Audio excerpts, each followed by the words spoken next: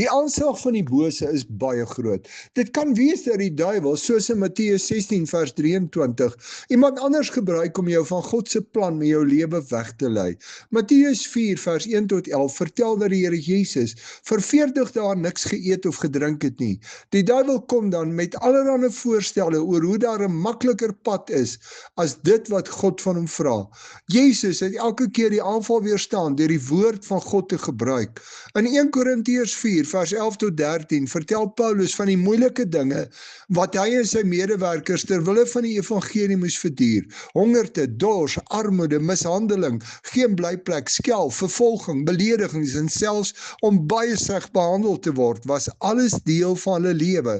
Daar kom tye in ons lewe wat die aanslag van die duiwel baie groot is en hy deur goed wat gebeur en verkeerde gedagtes ons moedeloos of te mekaar wil maak.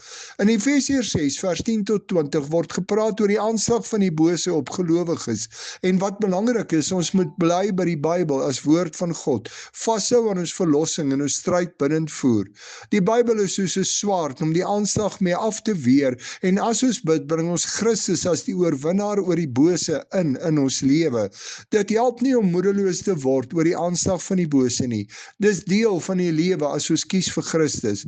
Maar ons kan vashou aan ons verlossing deur die bloed van Christus en bly by sy woord. Ons kan ook die duiwel wegjaag deur die slegte gedagtes wat by ons opkom, te vervang met gedagtes uit God se woord. Herken jy die aanslag van die bose op jou lewe en staan jy dit te deur in alles te bly by God se woord en jou kop vol te maak met God se woord in plaas van die verkeerde gedagtes wat die duiwel jou mee aanval.